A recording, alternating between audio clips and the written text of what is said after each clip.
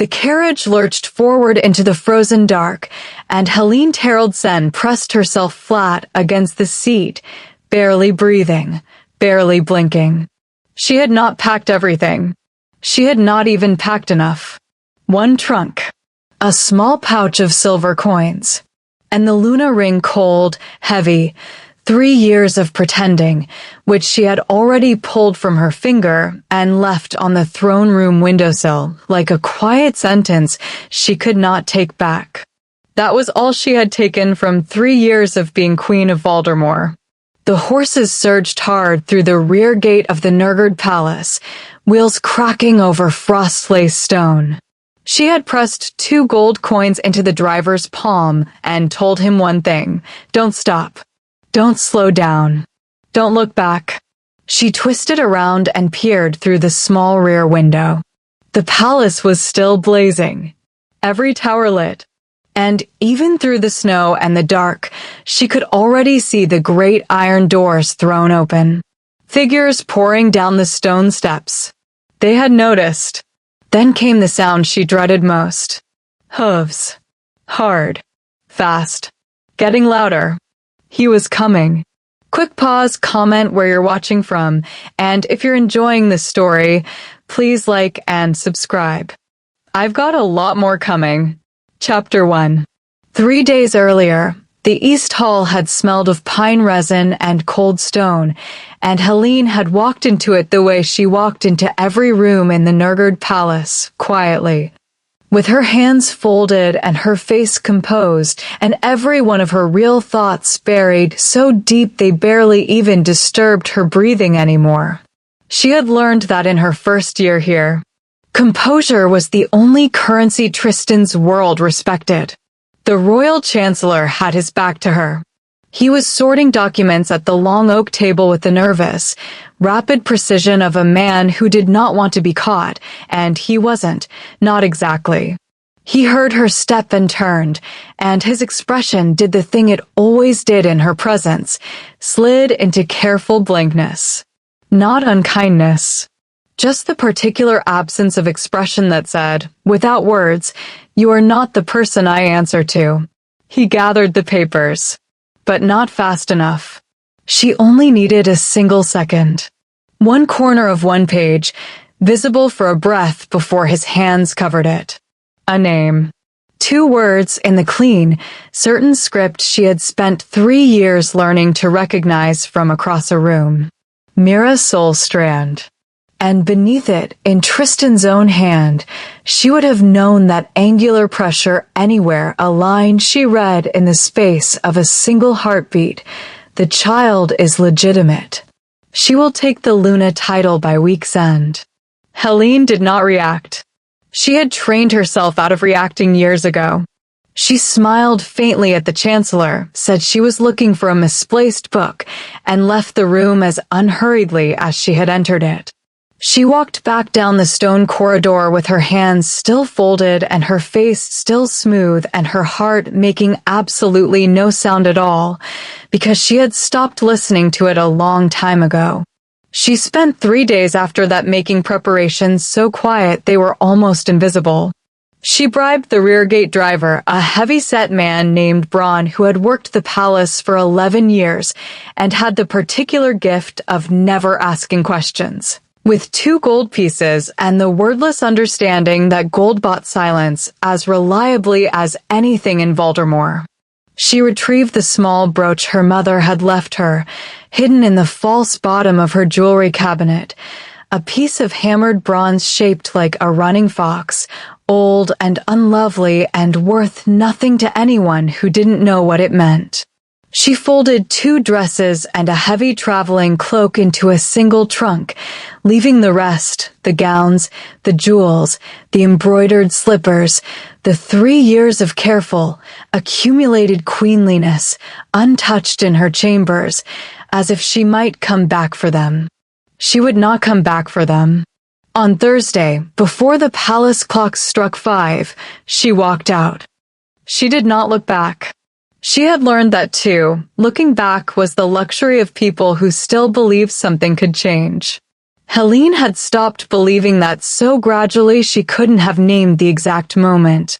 It had happened the way winter happened, slow, certain, until one morning you woke and the warmth was simply gone, and there was no point grieving it because the cold was just the truth now. The carriage was waiting. Braun said nothing. The horses were already moving before the gate fully closed behind them, iron grinding on frost-covered stone, and Helene sat in the dark interior with her trunk wedged against her leg and her mother's brooch pressed into her palm and breathed slowly, deliberately, until the palace torches began to shrink. She told herself she felt nothing. She almost believed it. What she did not tell herself, what she would not let herself examine until she was far enough away that the knowing couldn't turn her around, was that she had passed the throne room on the way out. That she had stood in the doorway for exactly 4 seconds. That Tristan had been at the fire with his back to her, one hand braced on the mantel, staring into the flames with the expression he wore when he was thinking about something that displeased him. He had not heard her. Or if he had chosen not to turn. She had stood there for 4 seconds, and she had looked at him, really looked, the way she hadn't let herself look in months, and she had thought, with a clarity that was almost peaceful, I was never going to be enough. I knew that. I just kept pretending I didn't. Then she had set the ring on the windowsill, and she had walked out into the cold. She had been running for 3 hours when she heard the hooves. Chapter 2. Tristan Nergard discovered she was gone in 47 minutes. Not at dawn. Not when her chambers were found empty, the bed unslept in, the jewelry untouched. Not through a servant's report or a guard's confession. He discovered it because nothing moved through the Nergard palace without leaving a trace his instincts could read, and at 12 minutes past 4 in the morning he had stood at the fire in the throne room and become aware, with the cold precision that had kept him alive through 15 years of ruling the most volatile kingdom in the Northern Territories, that something was wrong. He turned around. The windowsill was empty. He stared at it for a long moment. The ring was gone, which meant it had been there, which meant she had been here, standing 4 feet from him in the dark, and he had not turned around. He who heard everything. He who had once sensed a political conspiracy 3 weeks before it happened purely from the way his chamberlain's breathing changed at dinner. He had not turned around. He did not examine that. He did not have the patience for it. What he felt in the next moment was not grief, and it was not guilt, and it was certainly not the hollow, unnameable ache that had been sitting beneath his sternum since the moment Myra's carriage had appeared at the palace gates, and he had made the choice to say nothing. What he felt was fury, clean, focused, and absolute. The kind of fury that had an action attached to it. He was riding out before dawn fully broke.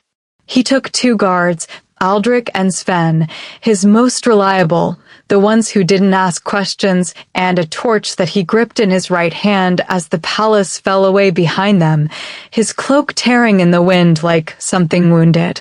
His horse knew him well enough to run without being asked.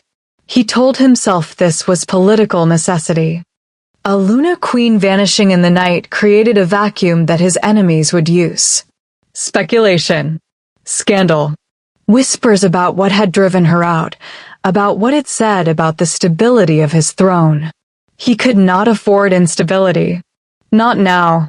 Not with Mira installed in the palace and a child coming and the southern court watching every move he made with the patient, hungry calculation of people who had been waiting 20 years for a crack in the Nergard foundation. He told himself all of this. He told himself it had nothing to do with the ring on the windowsill. Nothing to do with the image that kept arriving in his mind, unbidden and unwelcome. Helene, standing in that doorway 4 feet from him in the dark, choosing not to speak. Choosing not to demand anything. Not a scene, not an accusation, not even her name said aloud in the way that would have forced him to turn and face her. Just gone. Quietly. The way she always did everything. That was what he couldn't make sense of. He had braced himself, somewhere beneath the decision to say nothing, beneath the duty and the politics and the cold pragmatism he had been raised to call wisdom, for the confrontation. He had been prepared for anger. He could handle anger. He had always been able to meet her composure and outlast it, to wait until the silence became unbearable for her, and she filled it with whatever she was feeling, and then he could respond on his own terms. She hadn't given him that. She had left a ring on a windowsill and vanished into the dark, and somehow that was worse than anything she could have said. The torchlight carved the road into strips of amber and shadow as his horse surged forward. The cold was extraordinary, the kind that got inside your chest and made every breath feel like a decision, and Tristan rode into it without flinching. His guards kept pace behind him. No one spoke. He was going to bring her back. Not because he had changed anything. Not because he knew what he would say when he caught her. But because Helene Terrald-Sen was his Luna Queen, and she did not get to simply decide that was over and walk away in the night, and he was not the kind of man who allowed what belonged to him to disappear into the dark without a reckoning. He told himself that was the only reason. The hoofbeats of his horse were the loudest thing in the frozen world, and ahead, somewhere in the dark between the bare trees, the carriage was still moving. He rode harder. Chapter 3. The village of Ashford Crossing appeared through the gray morning like an apology, small, frost-gripped, unremarkable in every particular. Exactly what Helene had been looking for. She had made Braun stop twice in the night, both times briefly, both times at crossroads where she had him take the less obvious route. She did not know exactly how fast Tristan would ride, but she knew him well enough to know that fast was a serious underestimation. By the time pale winter light began leaking through the carriage curtains, her hands had stopped shaking and her mind had settled into the particular cold clarity she recognized as her survival instinct, the part of her that had always been more practical than her heart. She needed to stop being Helene. The inn at Ashford Crossing was called the Mended Wheel, which seemed to her almost cheerful in its practicality, and the woman behind the counter was heavy-set and incurious in the way that innkeepers in small towns often were, too much seen, too much heard, too much forgotten to expend energy on a lone woman traveler with sensible luggage and coins paid up front. Helene had changed in the carriage. The ivory gown was folded at the bottom of the trunk, replaced with a gray wool traveling dress 2 sizes too large that she'd bought from a merchant's wife 3 months ago for no reason she could have named at the time. Some instinct. Some quiet preparation for a day she hadn't let herself consciously plan. She braided her hair herself, tightly, pulling the copper gold waves into something severe and practical and entirely unlike the loose, torch-catching way she'd worn it at court. She paid for a room she had no intention of sleeping in and asked, with the mild, distracted manner of someone whose thoughts were already elsewhere, whether the northern road was clear this time of year. The innkeeper said it was passable. The innkeeper's daughter was another matter.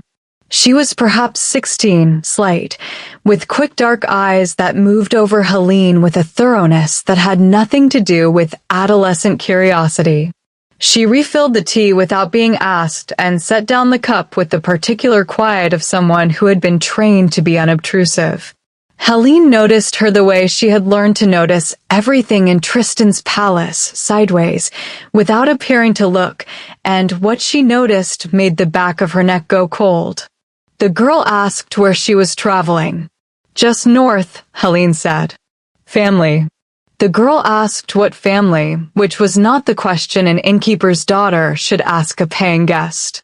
Helene smiled and said it was a long journey and she needed rest, and watched the girl step back with the smooth, immediate deference of someone who had been trained to retreat without appearing to.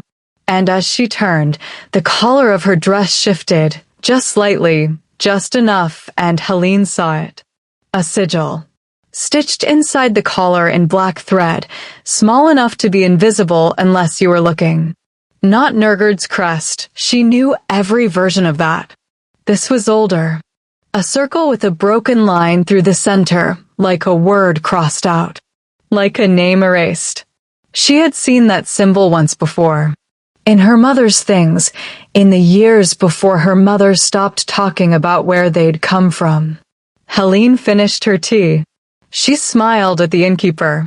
She left a generous tip and walked back to the carriage at a pace that she forced into casualness, and when she climbed in she said to Braun, very quietly, "Don't stop again until I tell you." She sat back against the seat as the village disappeared behind them and pressed her mother's bronze fox between her palms and thought about that symbol. She was not simply being hunted by Tristan. Someone else already knew she was running. Someone who had placed a girl in a roadside and in a village 3 hours north of Voldemort, who had known or predicted which road she would take, who had been waiting. Not to stop her. Not yet. To confirm she was moving. To report it. To whom, Helene didn't know. But the cold in her chest had nothing to do with the winter outside. She thought about the line she had read on the Chancellor's paper. The child is legitimate. She will take the Luna title by week's end. She had read it as a simple, brutal fact, Tristan's choice made visible, the end of something she had long suspected.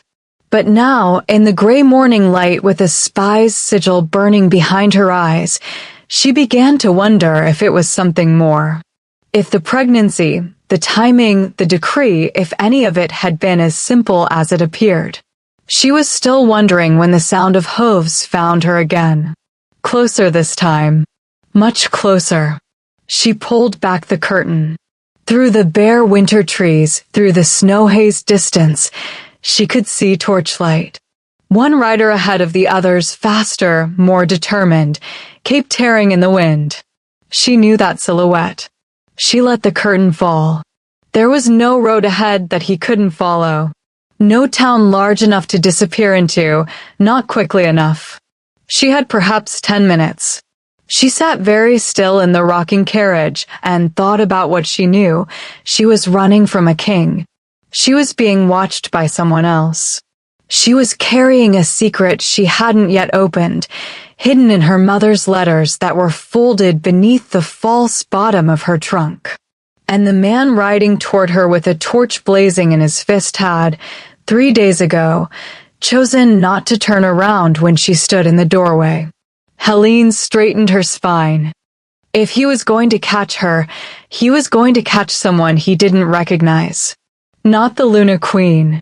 Not the woman who had folded herself small for 3 years to fit the shape of what he needed.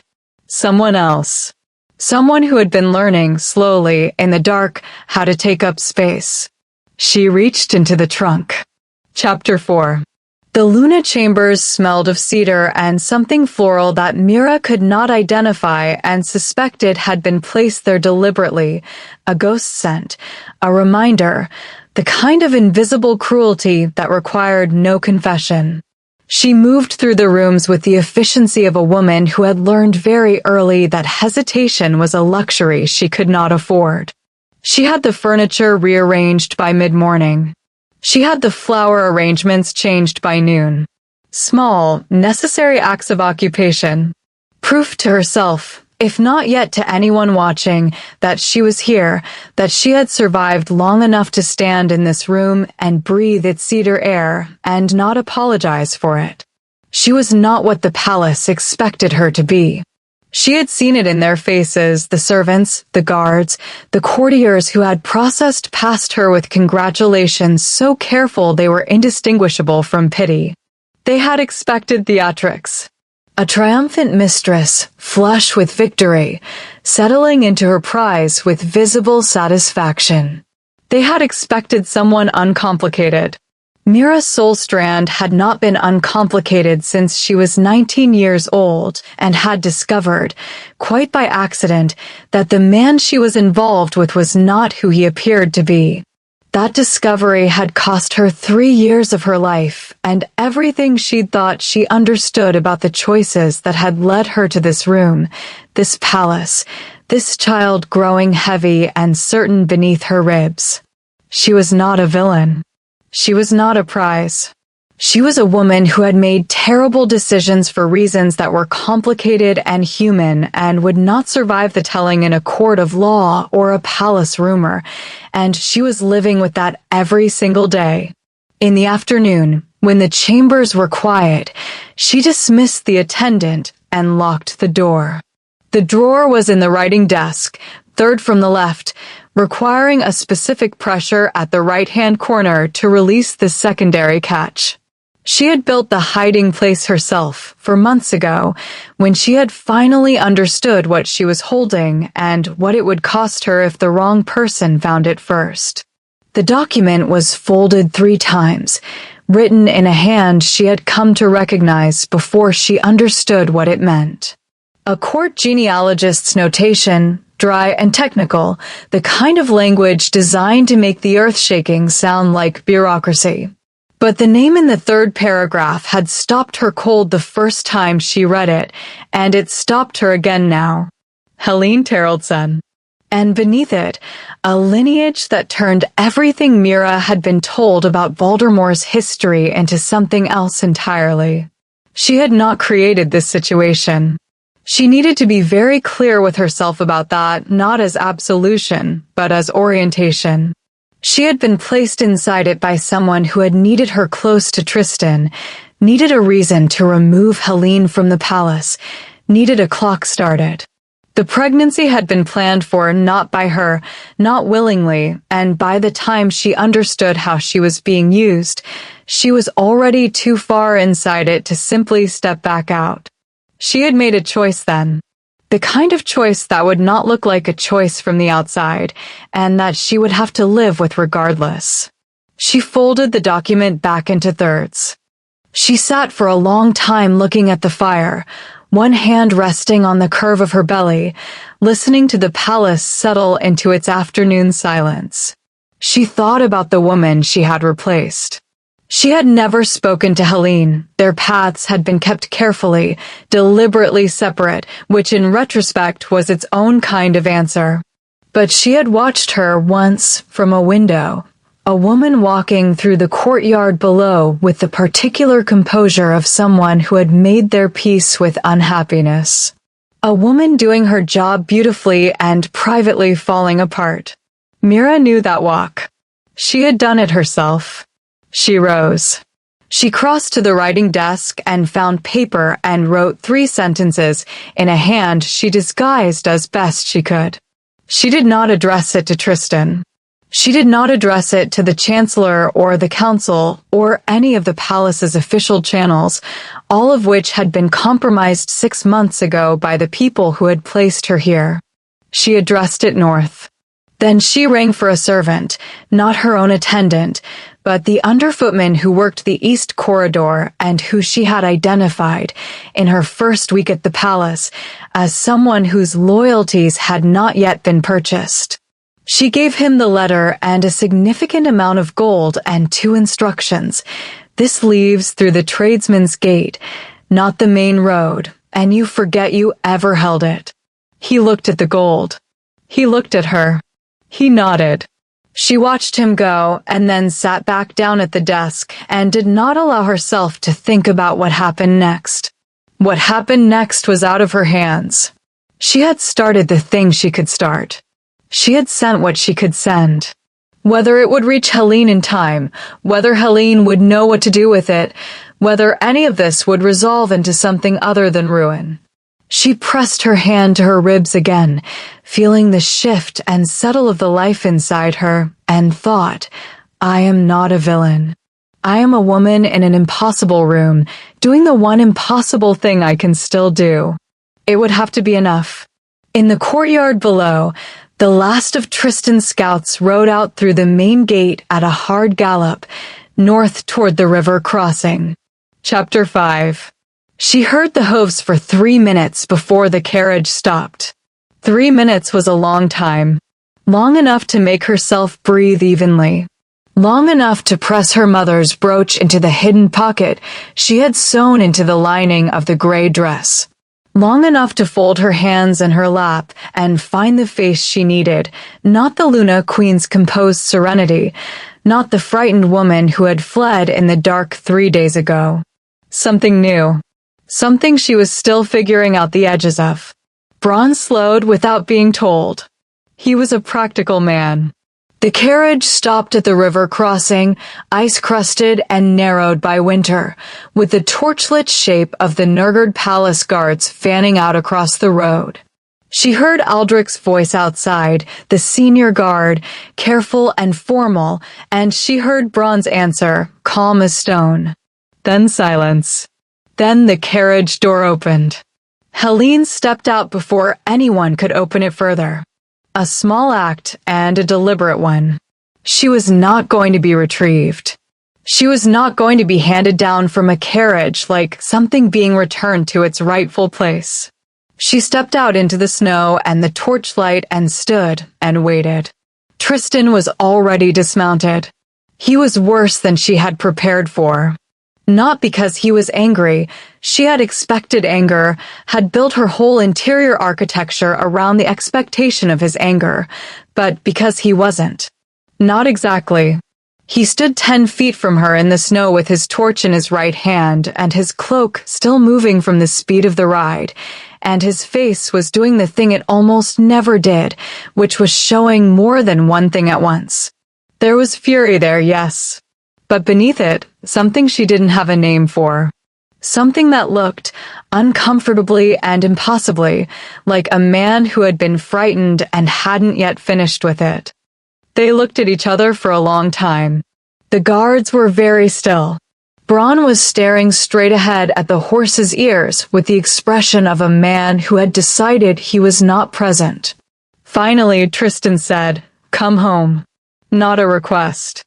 Not even a command, exactly. 2 words with no question mark and all the assumption of a man who had never once, in his entire life, been told no by someone who meant it. Helene said, "No." The word dropped into the frozen air and stayed there. She watched him absorb it, watched something move through his expression like weather, fast and complicated, and she kept her voice even. She had rehearsed this moment in approximately 15 different versions over the past 3 days, and in every version she had eventually flinched or softened or found a way to make the confrontation smaller than it was, because that was what she did. Because that was the mechanism that had kept her functional for 3 years. She didn't do that this time. "I have left," she said. "I have left carefully and quietly, and without making a scene, and without asking you for anything. I would like you to let me keep going." He stared at her. Later, she would understand that this was the moment something cracked in him, not visibly, not immediately, but irreversibly. He had ridden 4 hours through the dark with the absolute, unquestioned certainty that he knew what he would find. The woman he'd lived beside for 3 years, composed and careful and ultimately cooperative. Who would look at the reality of his guards and his authority and his implacable certainty and choose, as she always chose, accommodation. He had not prepared for the flat, clear calm in her eyes. No anger. No tears. No hope, no pleading, no love still smoldering under the surface waiting to be reached. Just a woman looking at him from across 10 feet of frozen ground with the complete, settled certainty of someone who has already done her grieving and is standing in what comes after. It undid him in a way no amount of rage ever could have. He took 2 steps toward her. "You don't understand what you're walking into. There are things." "I understand," she said, "that 3 days ago you stood in the throne room and said nothing. And that is the only thing I need to understand. Helene, don't." The word was quiet, not sharp. Worse than sharp, final. "Don't say my name like it costs you something. You had 3 years to say my name like it cost you something." The silence that followed was the longest of her life. He stood there in the torchlight with his jaw working around something she could tell he didn't have the vocabulary for, and she looked at him, really looked, the way she hadn't allowed herself since that moment in the doorway, and what she felt was not hate, not love, not any of the large emotions she had spent 3 days bracing for. She felt sad. A clean, simple sadness, like the feeling of a door finally closing properly. Then his eyes shifted. Past her. Behind her, to the dark of the tree lean. And his expression changed. "We need to move," he said. Different voice. Different Tristan, not the king in pursuit of what belonged to him, but the warrior who had kept a throne intact for 15 years through things she had never been allowed to know about. "Now, both of us, get back in the carriage." She started to refuse. Then she heard it, a sound from the trees that was not wind, not animal. The particular hell-breath silence of people trying to be invisible. "Who?" she began. "Not mine," he said. He was already between her and the tree lean, torch raised, one hand at the sword he hadn't drawn. "Helene, the carriage. Right now." She got in the carriage. And for the second time in 3 days, the horses surged forward into the dark. This time, Tristan rode alongside. Chapter 6. The way station had been abandoned for years. Tristan found it through instinct and geography, a stone shelter built into the hillside at the edge of the Ashvale Pass, used by border patrols a decade ago before the trade routes shifted east and left this stretch of road to the wolves and the weather. It was cold inside but dry, the walls thick enough to muffle the howl of the storm that had descended without warning an hour into their hard ride north, snow driving sideways across the road until the horses could barely see. He did not ask Helene if she wanted to stop. He made the decision, as he made all decisions, and she accepted it without comment, which he was learning slowly, with the grinding difficulty of a man dismantling a habit he hadn't known was not the same thing as agreement. They did not speak for the first hour. Braun made himself useful with the horses outside, under a lean-to that offered minimal shelter and apparently suited him better than the alternative. Aldrich and Sven posted at the entrance, which left Helene and Tristan in the main room with a fire he'd built and a silence that was doing something specific and uncomfortable to the air between them. He watched her when she wasn't watching him. She had changed not in her face, not in the physical fact of her, but in something he couldn't name and kept trying to, the way you keep pressing a bruise to understand the exact shape of the damage. The composed woman he had lived beside for 3 years had held her composure like armor, smooth, impenetrable, a performance of serenity so complete he had sometimes genuinely wondered whether she felt anything at all. This woman was composed differently. This was the composure of someone who had already lost the thing they were afraid of losing. There was nothing left to protect. It made her more frightening, somehow, than he had ever found her before. He was trying to decide how to break the silence, badly, probably, when the way station door opened. Not Braun. Not his guards. For figures in northern traveling cloaks, ice-crusted and road-worn, who moved into the room with the particular economy of people who had been expecting to find exactly what they found. The lead figure was a woman, perhaps 40, with a soldier's bearing and a scar running white and deliberate from her left temple to her jaw. She looked at Tristan. She looked at Helene. Then she went down on one knee. "My lady," she said, "we have been looking for you for 11 years. The silence that followed was a different kind entirely. Helene stood very still. Tristan stood very still.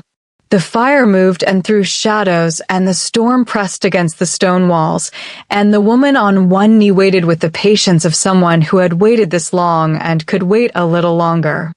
"I don't," Helene began. "Illyra," the woman said. "Illyra of the northern clan Vethard. We served your mother. We serve her bloodline still." She reached into her cloak and produced a document, age-yellowed, official, sealed with a crest Tristan recognized with a cold, dropping certainty in his chest that he would not show on his face. You are Helene of House Teraldveth, last living heir of the Northern Throne. Your family's name was erased from the succession records 20 years ago, but not from ours. Helene looked at the document. She looked at the woman. She looked at the crest on the seal, and something moved in her expression, something old and deep and finally surfacing, like ice breaking over a river that had been frozen too long. My mother told me our family name was a diminishment. That Teraldsen was the Voldemort version, simplified. She said, Your mother told you what she had to tell you to keep you alive, Illyra said. She was hiding you. She hid you well. But the people who killed your grandfather have known for 3 years that you survived. And they have been moving pieces into place, including within the Nurgard Palace itself, to ensure that you never reach the northern border. Tristan heard every word. He stood at the edge of the firelight with his arms crossed and his face doing nothing and his mind doing everything at once, reassembling 20 years of history, of his father's war, of the story he had been raised on. The great unification of the northern territories under Nurgard rule that had appeared in every official record as a decisive, necessary, civilizing victory. He thought about how those records had been written. He thought about who had written them. He thought about his father's face, stone certain, morally impregnable, righteous in the particular way of men who have decided that what they want and what is right are the same thing. He thought about Helene, standing for 3 years in his throne room, at his dinner table, at his side, walking the corridors of a palace built on her family's graves, sleeping in rooms paid for in blood that was hers. He thought about the ring on the windowsill. He uncrossed his arms. He looked at Illyra. The southern assassins who were moving through the tree line at the river crossing, he said. They work for the same people who've been feeding intelligence about her location. Illyra looked at him with an expression that was not quite surprise. You are more perceptive than your father was. My father, Tristan said carefully, made a great many decisions I am currently reconsidering. Helene turned then and looked at him, really looked, the searching, unguarded look of someone checking whether they've heard correctly, whether the ground has actually shifted under their feet or they've imagined it. He met it. He did not look away. Whatever she found in his face, she did not name it. Neither did he. But something passed between them in that moment, something too fragile and too real and too overdue to be called anything yet, and when Illyra began to speak again, laying out the full shape of the bloodline truth and the war that had been building toward this moment for 2 decades, both Tristan and Helene listened. And Tristan, for the first time in his life, listened to learn rather than to decide.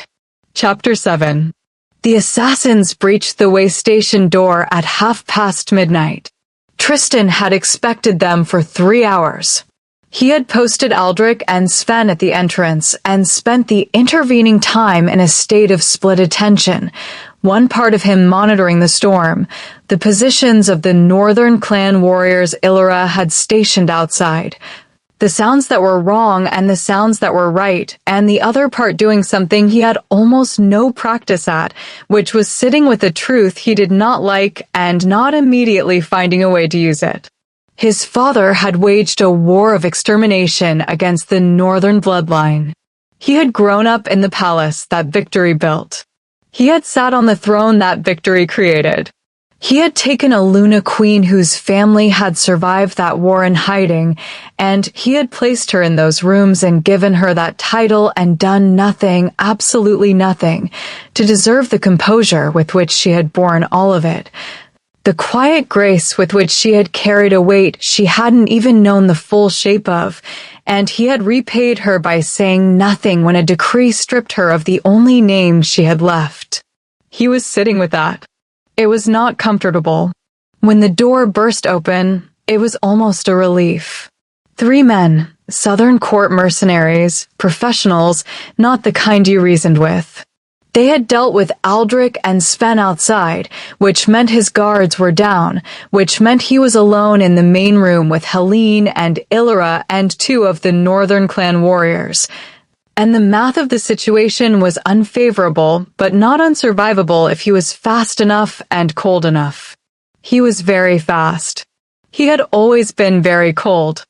He was on his feet before the door finished moving, sword clearing its scabbard in the same motion. And what happened in the next 90 seconds was brutal and efficient, and not something he would examine later for meaning or feeling, because that was not how he was built. He was built to survive first and process afterward, and the afterward kept getting more complicated. The third man got past him and got to Helene. He heard her make a sound, not a scream, not quite, and turned to find the mercenary with one arm across her chest and a blade at her throat, and the expression of a man who had been told to bring her back or not at all, and was deciding which instruction applied. Tristan went very still. This was the moment. He had been in front of blades before, many times, had been the calculus himself and been calculated against, and he knew the specific quality of stillness required when someone was holding something you could not afford to lose. He had felt it for his throne, for his kingdom, for his own life. He recognized the stillness. He was slightly surprised by how absolute it was. "Step back," the man said. "The woman comes with us. The king goes home." Tristan looked at Helene. She was very still, jaw set, eyes clear, not panicking. Her hands were at her sides, and she was thinking. He could see her thinking, running the geometry of the room the way he had taught no one to do, and she had apparently taught herself. "I have a better proposal," Tristan said. His voice was the voice he used in throne rooms and across war tables, absolute zero, completely controlled, the voice of a man who had decided what was going to happen and was providing a courtesy notification. "You are holding a woman who is the rightful heir to the Northern throne. Your employers know this. Your employers want her removed because her existence destabilizes a political arrangement that has held for 20 years and that a great many powerful people have profited from. I understand their position." The mercenary's eyes moved. Uncertain. "Here is what I want you to consider," Tristan continued, taking one step forward, slow, deliberate. "I am Tristan Nergard. I did not inherit my father's throne by being cautious. And the people who hired you, whatever they've promised you, will not be able to collect on that promise if I am the last thing they have to deal with." He took another step. "Release her," he said, "and walk out of this way station alive. That is the only version of tonight that ends well for you." A long moment. Then the arm dropped. The man stepped back. And when he reached the door, he ran. Helene stood very still for a moment after he left, one hand pressed to her own throat where the blade had been. Then she looked at Tristan across the firelit room, and her expression was doing the thing he was starting to recognize, the thing where she checked whether what she was seeing was real. He crossed the room and stopped 2 feet from her and said, quietly, "That will not happen again." "You can't promise that," she said. "No," he said. "But I can promise I'll stand in front of it every time." She looked at him for a long moment. "That's not the same as what you did 3 years ago," she said. "I know," he said. "I know it isn't." And for the first time, he said nothing else, no defense, no explanation, no reframing. Just those 4 words, and the fire between them, and the storm outside. It was the most honest thing he had said in 3 years. Possibly longer. Chapter 8. They moved at dawn, north and together, and did not discuss what that meant. It was an unspoken armistice, fragile, functional, and entirely unlike anything that had existed between them in 3 years of marriage. In those years, their proximity had been managed. Formal. a choreography of shared spaces that required no genuine contact. He had known the shape of her in the way you knew the shape of furniture, its place in the room, its purpose, its outline. He had not known her. This was different. On the road north with Illyra's warriors flanking them and the southern assassins still somewhere behind and the northern border 2 hard days away, there was no management. There was just the cold and the road and the person beside him who was turning out to be entirely different from the woman he had constructed in his mind over 3 years of careful non-looking. She navigated. That was the first thing. He had expected her to defer, to Illyra, to him, to the geography itself, the way she had always deferred in the palace, smoothly and gracefully and in a manner that had suited him because deference was simply how the world worked best. Instead, on the second morning, she pulled out a map she had apparently been carrying in her trunk since she left, old, hand-annotated, the Northern Territories marked in a system he didn't recognize, and began redirecting their route around a valley pass that Illyra had been planning to use. That crossing is watched, Helene said, tracing the alternate road with one finger. There's a mill village 2 leagues east. Smaller, slower, but there's no good vantage point for an ambush until you're already through. Illyra looked at the map. She looked at Helene. Where did you get those route annotations? My mother's letters, Helene said. She grew up in the Northern Territories. She knew these roads before the Nurgard borders were redrawn. She said Nurgard with a flatness that wasn't quite an accusation, just a fact, acknowledged, set down without ceremony in the middle of the conversation. Tristan heard it. He did not flinch from it. He was practicing not flinching from the things she said that were accurate. They took the Mill Village route. She was right about the crossing. When Aldrich, recovered and surly, nursing a cracked rib from the previous night, scouted back along the valley road at midday, he found 2 enemy riders waiting at the pass. Patient. Professional. Not noticing they'd been rerouted around. Tristan looked at Helene when Aldrich reported back. She was adjusting the map, already studying the next stretch.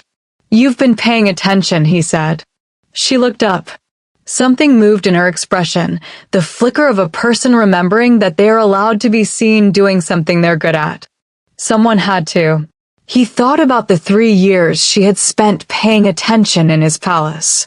The things she had noticed that he'd never thought to tell her.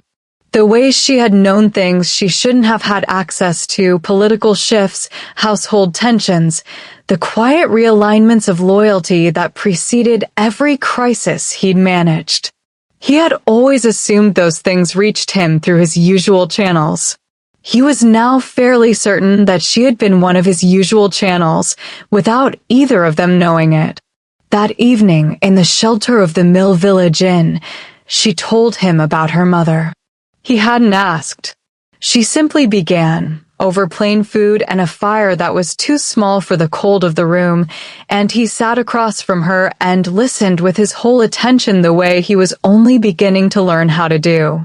She told him about a woman who had braided her hair every morning and called her little fox and refused, absolutely refused, to answer certain questions while also making certain her daughter knew the shape of what wasn't being said.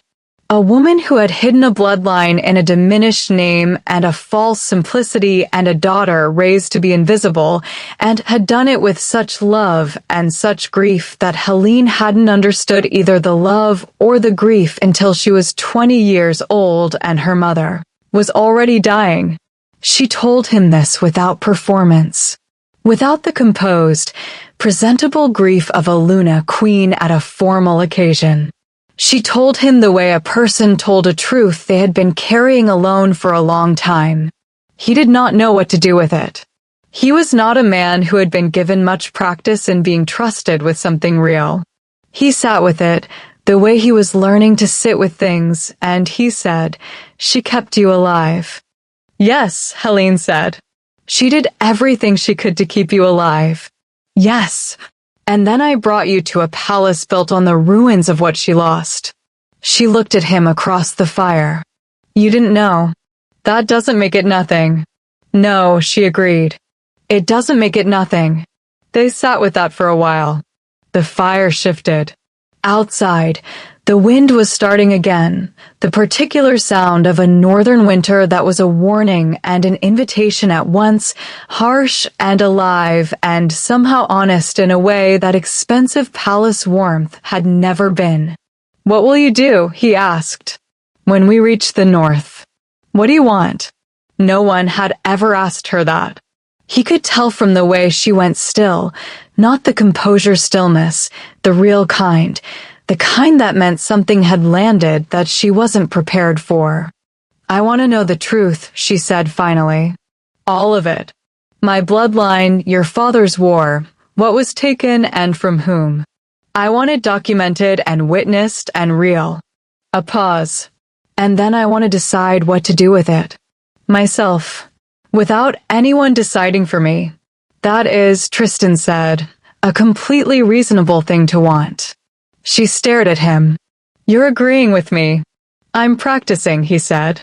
Something shifted in her face then, a ghost of something, there and gone, brief as firelight. He caught it. He did not reach for it. He was learning the difference between catching something and grasping it, and the difference mattered more than he'd ever. Chapter 9.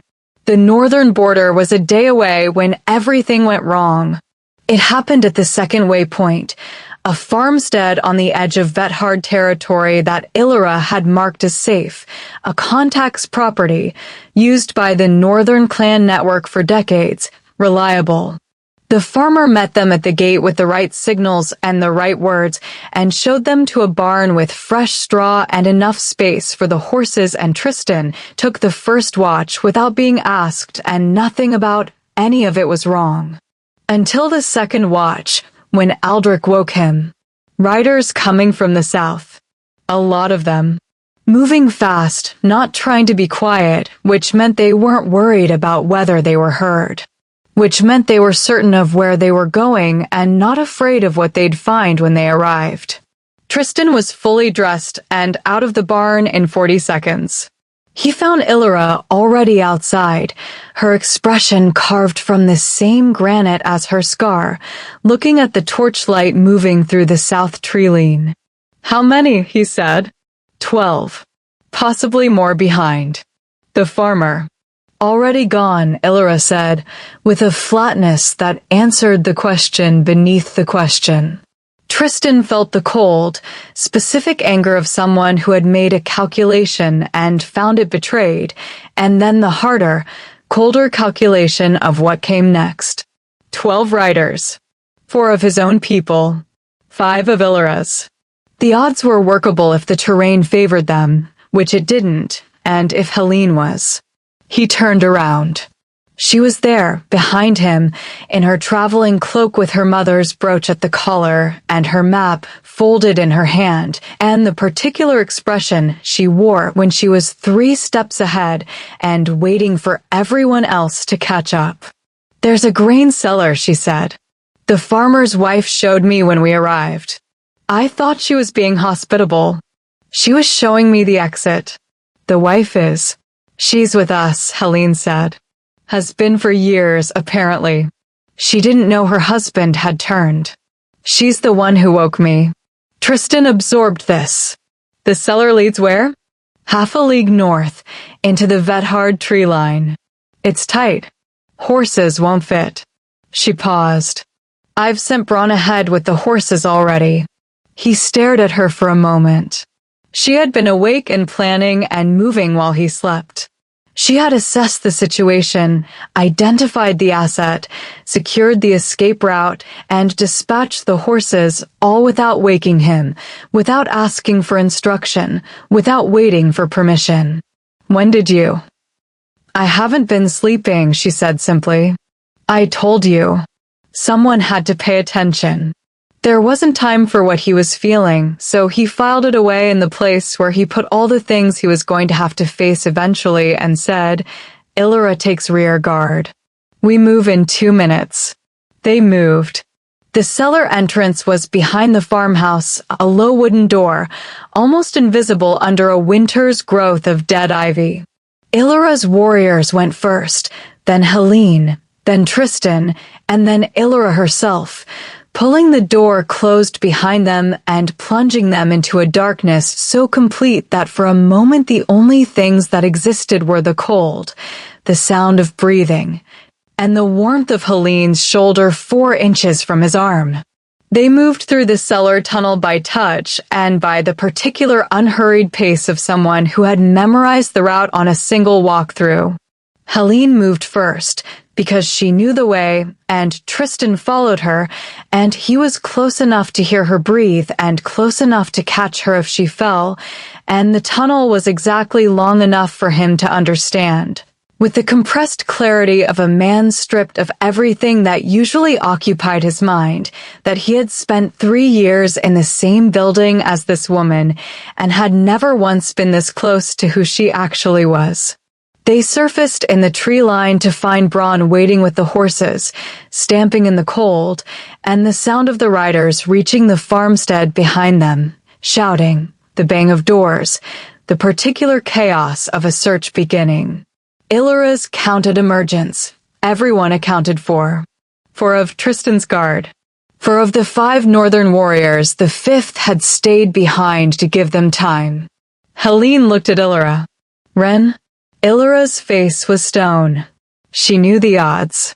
Helene absorbed this without collapsing, which told Tristan something important about the kind of grief she was capable of carrying while still moving.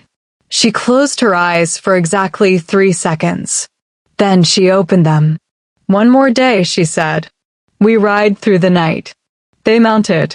They rode. He kept her in his sight for the entire dark ride north, not because she needed him to. He was past that particular lie, but because the thought of losing sight of her felt like the thought of something ending that he had not yet had enough time to understand. The border appeared at dawn, a line of standing stones worn smooth by centuries of weather, marked with the northern crests that predated the Nurgard redrawn maps. Old stones. Real ones. Older than the war that had tried to erase them. Helene rode to the first stone and stopped. She reached out and put her hand flat against it long, still, the way you touched something you had been told did not exist. And Tristan, watching, understood for the first time the full weight of everything she had been carrying. He did not speak. He let her have the moment, all of it, the grief and the triumph and the complicated enormity of a homecoming she hadn't known she was making.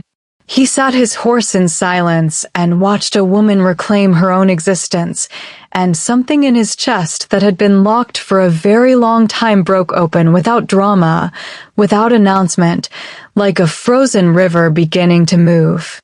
Then from the south, half a league back and gaining, hooves. Many of them. Illyra looked at Tristan. We're not through yet. No, he agreed. He drew his sword. But we will be. Chapter 10. They held the standing stones for 40 minutes. Later, Tristan would not remember it clearly in the way he remembered most battles, clean-edged, sequential, anatomized into decisions and reactions. This one ran together in his memory into heat and cold, and the specific tunnel of attention that reduced the world to what was immediately in front of him. 12 riders became 8, became 4, became none, and he had 3 cuts that bled and one that needed attention, and Aldrich had a broken hand, and one of Illyra's remaining warriors was down but breathing, and then it was over. He stood in the gray dawn light between the standing stones with his sword still drawn and the sound of retreating hooves fading south and the northern tree line quiet before them, and he breathed. Helene was 5 feet away, unharmed. She had fought, that surprised him and didn't, both at once.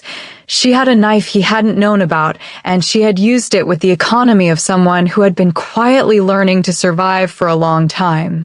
She was looking at the standing stones with her hand pressed to the nearest one and her chest rising and falling fast. He sheathed his sword. He walked to her. She heard him and turned, and the expression on her face was the most unguarded he had ever seen her, not the composed Luna Queen, not the frightened fugitive, not even the sharp, newly capable woman of the past week. Just Helene. Tired and complicated and alive. Wren held them long enough, she said. At the farmstead. She must have. Yes. She looked at him for a long moment. The question she had been carrying since the way station, since the river crossing, since the throne room, since 3 years before any of that, settled into the air between them like something finally ready to land. Why, she said. Not why you came after me. I know that answer now, or enough of it. She pressed her hand flat against the stone again, steadying herself. Why you said nothing? When Mira arrived with a decree. Why you stood there and let it happen? He had known this was coming. He had not prepared for it because he had learned, belatedly, badly, that preparation was not the same as honesty, and he had spent enough of his life confusing the two. Because, he said, and stopped. He started again. Because Myra's pregnancy was presented to me as a succession necessity. I had been told, for months, by my counsel, by people I trusted, that a legitimate heir required a different mother, that your bloodline was too minor, too uncertain, that the Nurgard line required consolidation. He watched her face. And I believed them. Because believing them was easier than asking the questions that would have forced me to look at what I was choosing. What I was not choosing. Me, she said flatly. You, he said. And what it meant that I had spent 3 years beside you and never once asked you what you wanted.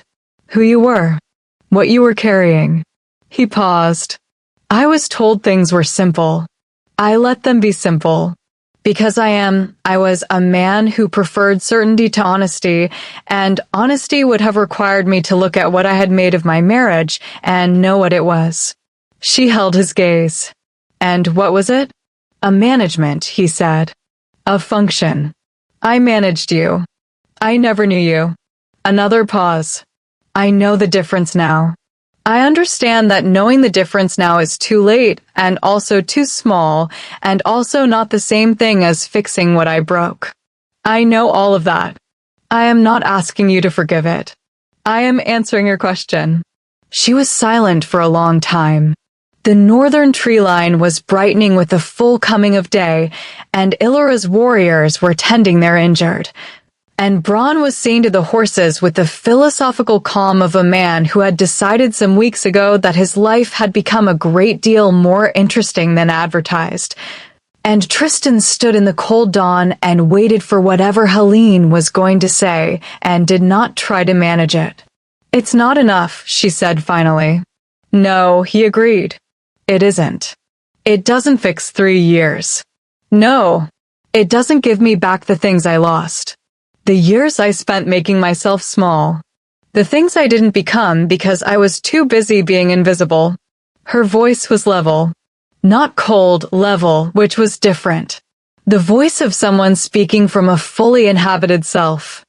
I am not going to go back to your palace and be your Luna Queen as if none of this happened. I am not going to pretend that honesty now balances the account of everything before. I'm not asking you to, Tristan said. She looked at him carefully. What are you asking? He thought about it. Really thought, the way he had not let himself think in years, without a predetermined answer, without a position to defend. To start from what's true, he said. Not from what was arranged or managed or politically necessary. You are the heir of the Northern Throne. Your bloodline is real and it is documented, and it changes everything about the legitimacy of the last 20 years of Voldemort history, including mine. That reckoning is going to happen, not because I want it to, but because the truth doesn't wait for anyone to be ready. He held her gaze. I would rather face it beside you than have you face it across from me. That is not a love declaration, she said. No, he agreed. It is an honest one. I am not yet certain I know the difference between what I feel and what I owe. I am certain I want to find out, if you are willing. Illyra's voice came from behind them, dry as the winter stones. The Border Council will need to meet within the week. The succession question won't hold. Helene did not look away from Tristan. Tell them I'll be there. Illyra departed. Helene was quiet for a moment. The hand on the standing stone steadied her, or perhaps she steadied it. Perhaps it was both. This land knew her blood even if she was only beginning to know it herself. I am not doing this for you, she said.